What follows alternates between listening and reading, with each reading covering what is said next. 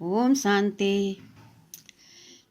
आज हम जानेंगे कि माँ बाप को मारने वाली औलाद, अपने माता पिता को रुलाने वाली, आँखों में आंसू लाने वाली औलादों की क्या यातनाएं मिलती हैं, क्या उनकी दुर्दशा होती है, कैसे उनकी मृत्यु होती है। आज हम जानेंगे। देखिए, पहला कि जो माता पिता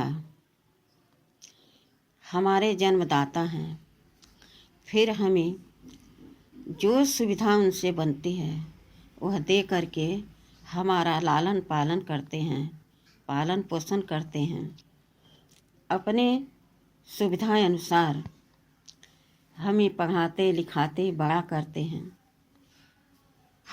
अंगुली पकड़कर हमको चलना सिखाते हैं, हमारी तोतला भाषा के साथ वह बोलते हैं और हमारा मन बहलाते हैं, खुश होते हैं हमें देख करके।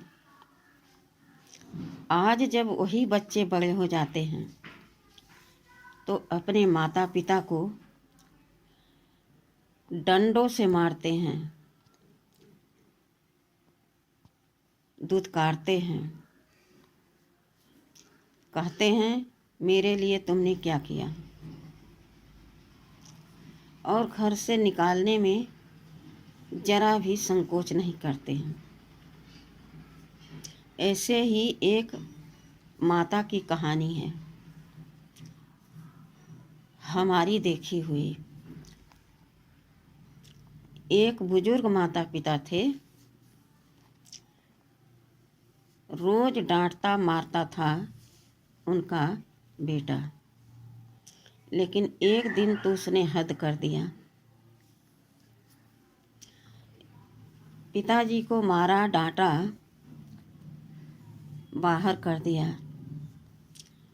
माताजी ने कुछ बोल दिया अंदर से, और माताजी को इतना मारा डंडे से, हाथ से, कि बहुत जगह उनको चोट दिखने लगी, सूज गया, खून निकलने लगा, लेकिन वह मारना बंद नहीं किया।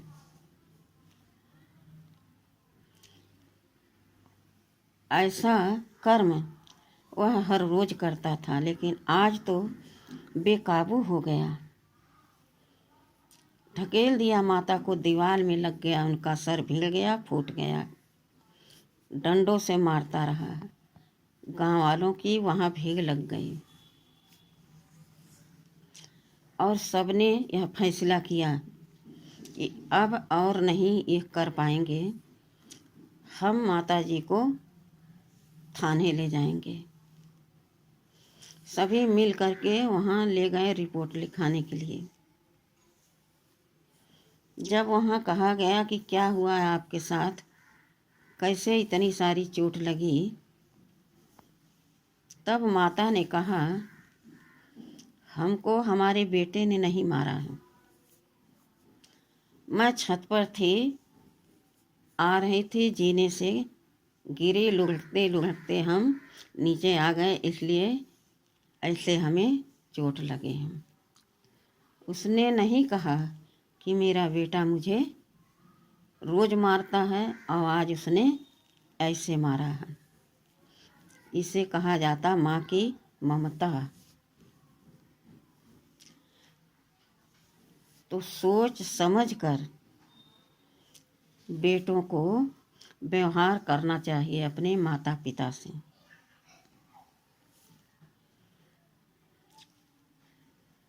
आज कितने सारे लोग हैं, उसमें से कुछ ही लोग ऐसे होंगे जो अपने माता पिता को बुढ़ापे का सहारा बने होंगे, अच्छे से उनकी देखभाल करते होंगे।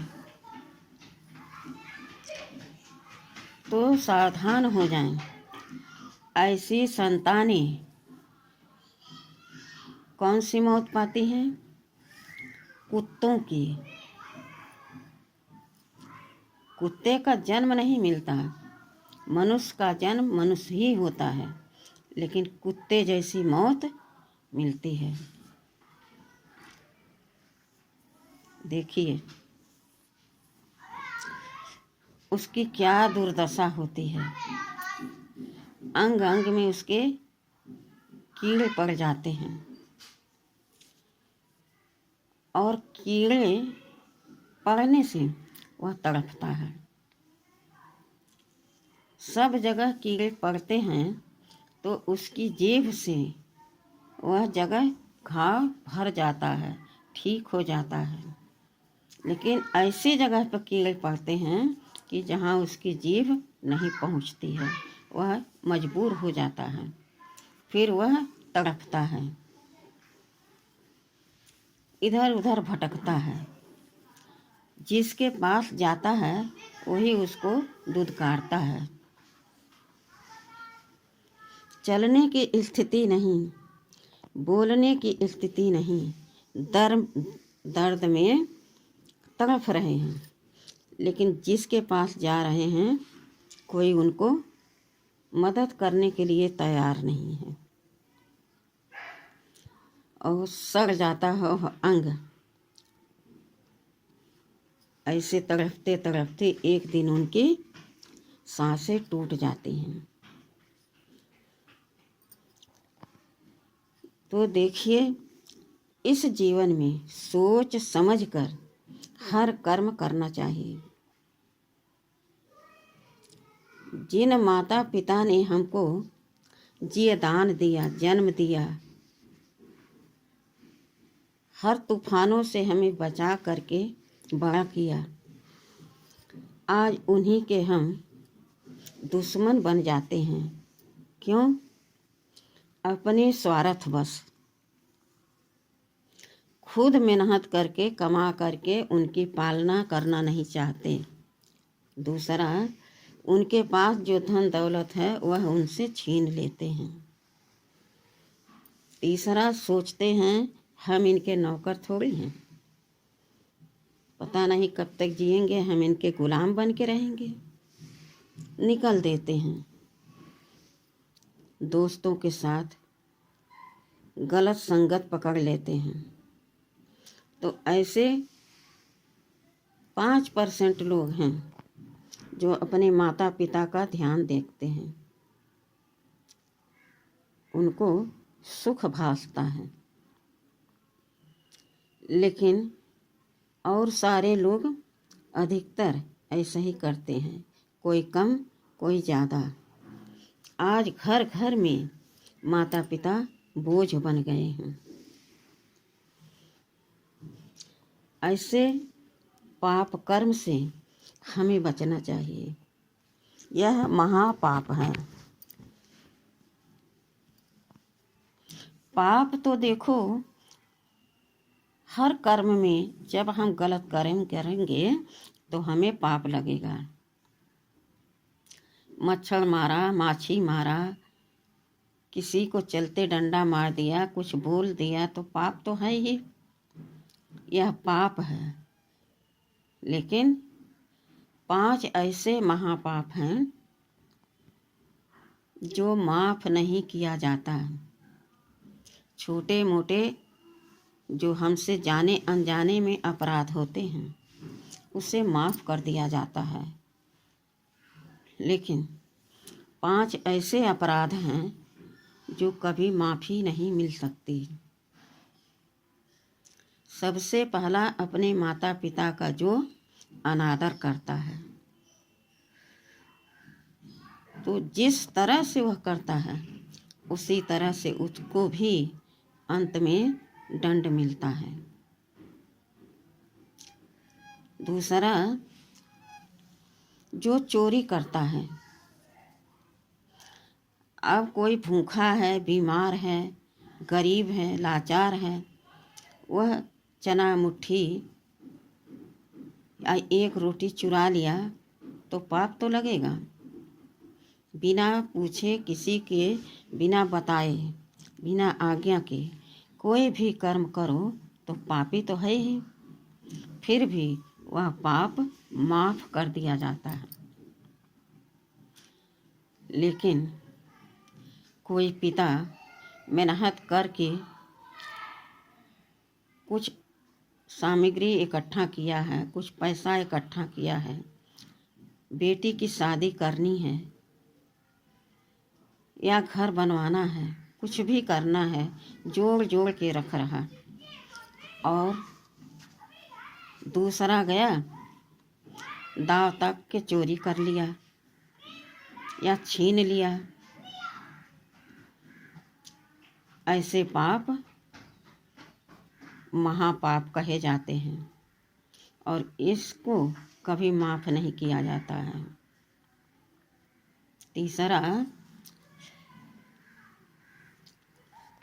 हम किसी भी जीव जंतु को जान से मार देते हैं या उनको ऐसा घायल कर देते हैं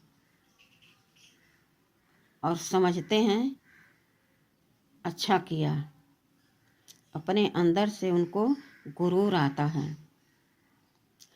या कोई ब्रह्मचारी संत महात्मा हैं, उनसे उनकी कुछ बात हो गई, इस तरह से उनको मार दिया, यह महापाप कहा जाता है। चौथा, मांस मदिरा खाने वाला।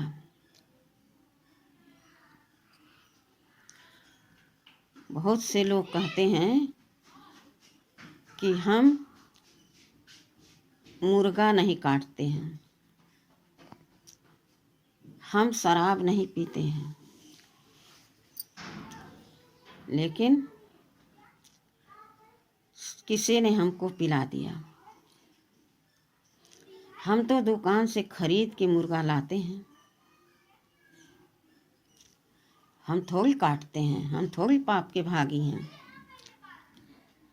तो सोचना चाहिए कि जब खरीदने वाले नहीं होंगे तो मुर्गा कहाँ से काटा जाएगा, क्यों काटा जाएगा, और तुम कहाँ से खरीदोगे। तो अगर खाना छोड़ दो, खरीदने ही न जाओ, तो मुर्गा कटेगा ही नहीं। तुम्हारे लिए तो मुर्गा काटा जा रहा है कि तुम लेने आओगे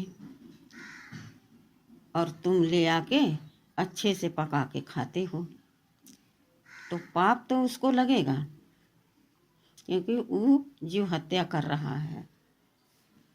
भगवान ने कहीं नहीं कहा है कि तुम अपने जीव के स्वाद के लिए किसी की हत्या कर दो। अपने जीवा पर अंकुश नहीं लगा सकते हो और किसी की हत्या करके खा सकते हो, यह क्या है। इसी तरह से शराब भी, क्या कहते बहुत से लोग, हम तो भैया शराब नहीं पीते हैं, कभी खरीद के नहीं पीते हैं, कोई पिला दिया तो पी लेते हैं। तो जब पीते हो तो क्या तुम्हारे मुंह से खुशबू आती है, क्या तुम होश में रहते हो, क्या अच्छा सत्य आचरण करते हो, क्या बन गए तुम, नरभक्षी।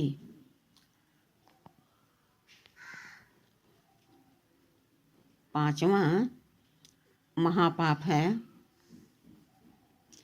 गलत संगत के बीच में बैठना। जो जैसा कर्म करेगा वही शिक्षा आपको देगा, यह पक्का निश्चय कर लो। कोई शराब पी रहा, सिगरेट पी रहा, मांस खा रहा, और तुम उससे दोस्ती कर लो तो तुम बच नहीं सकते हो।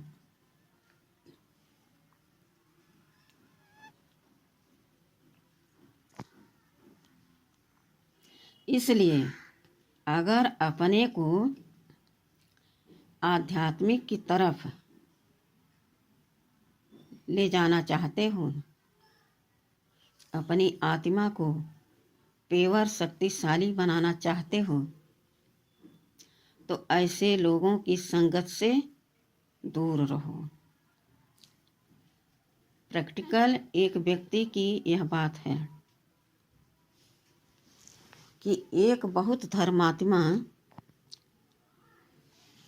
ब्राह्मण था। काफी दिनों से उसका चर्चा चारों ओर फैल रहा था। बड़े पंडित हैं, पुजारी हैं, कुछ भी गलत सलत नहीं खाते, कुछ भी गलत नहीं बोलते, गलत दृष्टि नहीं रखते किसी पर,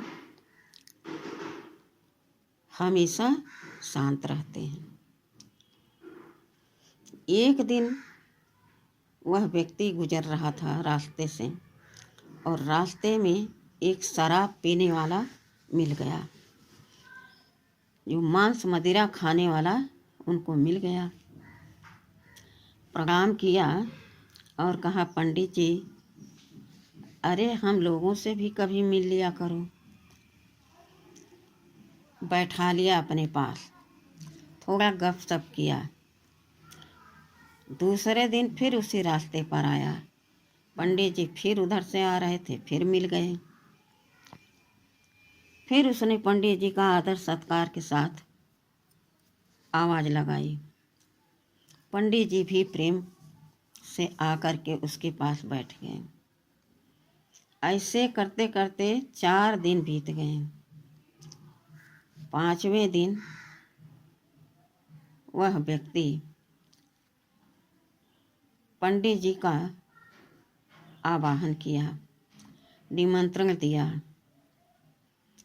और फोन से कहा, पंडित जी आपका हमारे घर में दावत है, आप आ जाओ।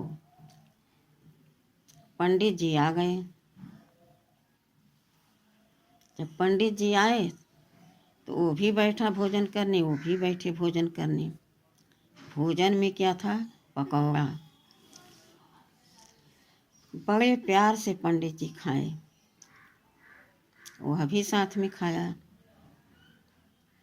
जब भोजन हो गया, पकौड़े से पेट भर गया, तब उसने पूछा कि पंडित जी पकौड़ा कैसा था? पंडित जी बड़े प्रेम से सरल भाव से बोले, बहुत अच्छा था। तब उसने कहा, पंडित जी अच्छा तो होगा ही, क्योंकि अंडे का पकौड़ा था तो स्वादिष्ट तो होगा।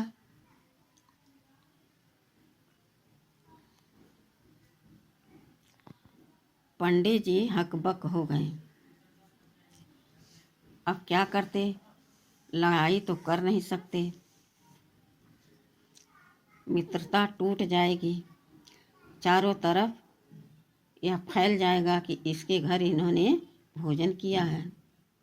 चारों तरफ से बचने के लिए उनको कोई अब जगह नहीं मिल रही छुपाने की बात।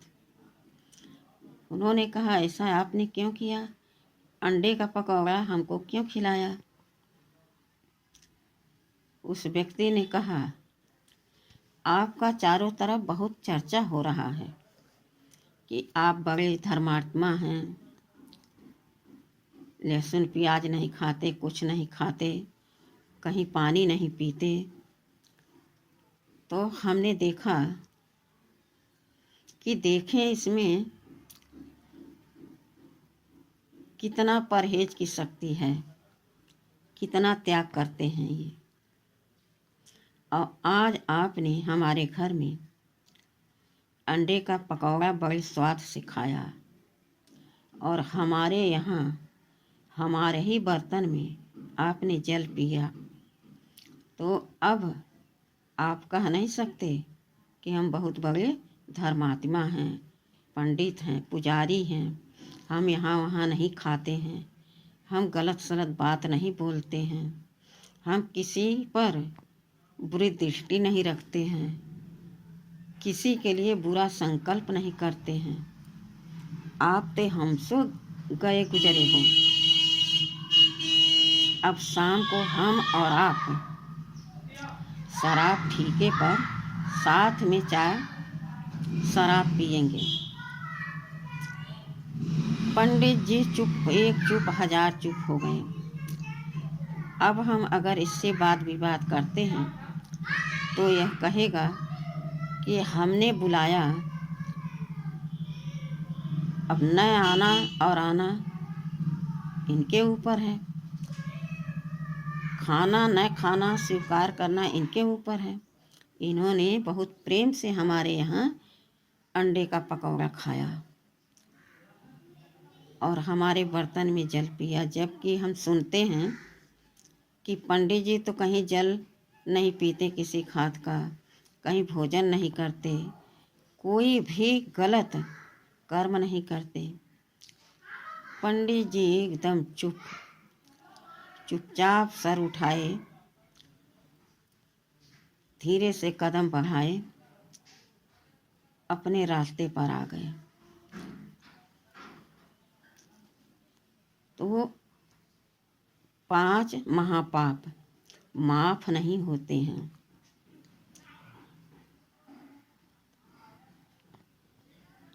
माफी लायक उनका कर्म नहीं होता है।